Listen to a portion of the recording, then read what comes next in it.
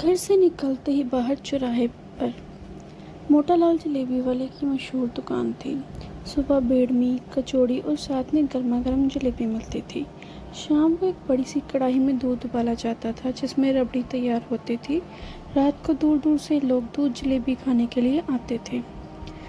जलेबी वाला बहुत ही मोटा था। वे दुकान पर बैठे रहते थे और अपने कारीगरों को डांटते रहते थे।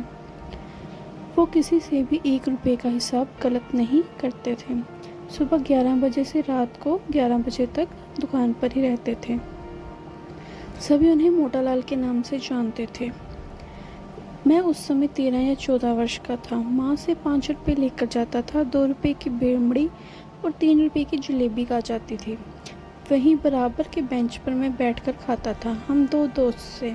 हम कोशिश करते थे कि एक ही बेड़मी में सारी सब्जी खा जाएं, फिर दोबारा दोनों लेने आगे जाते थे।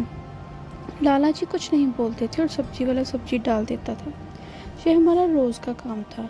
एक दिन शाम को हमारे कुछ रिश्तेदार घर पर आए। शाम को खाना खाने के बाद दूध जलेबी की फरमाइश करने लगे। पहले तो मेरी ड्यूटी लगा दी दूध जलेबी पैक करवा कर लाने की, लेकिन फिर बुआ बोली कि चलो हम खुद जाकर गर्मा गर्म जलेबी खा कर आते हैं, क्योंकि गर्मी का मौसम भी अब नहीं रहा, सर्दी आ गई है।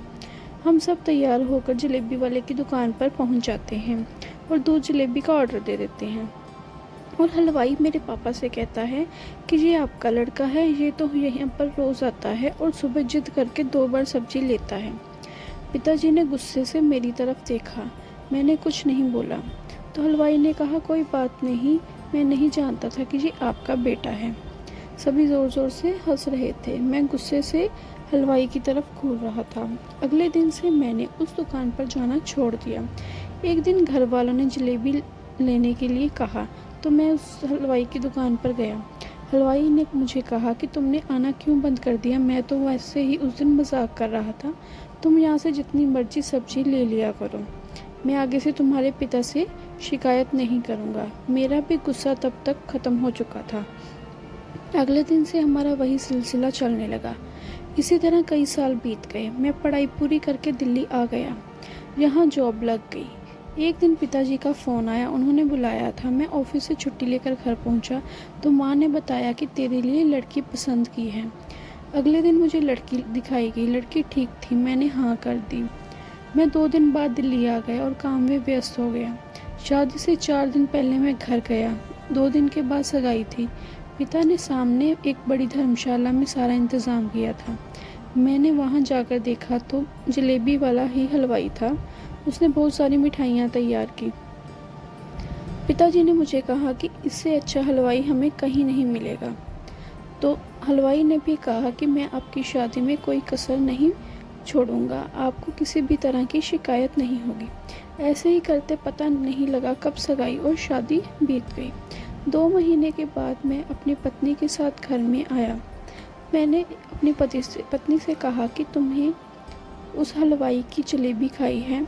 तो पत्नी ने कहा कि हाँ, एक बार पिताजी ने खिलाई थी। मैंने कहा कि चलो मैं तुम्हें वो जलेबी खिलाकर लाता हूँ।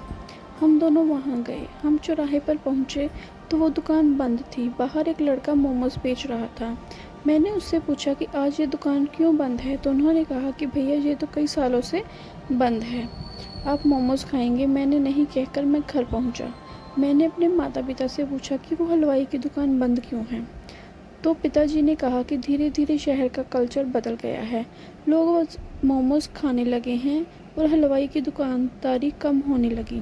धीरे धीरे कारीगर कम होने लगे। एक दिन पता लगा कि उस हलवाई को हार्ट अटैक आया है और उसे अस्पताल लेकर जा रहे थे और रास्ते में ही वो ख़त्म हो गया। तब से दुकान बंद है। उसका एक ही लड़का था जो शहर में नौकरी करता है।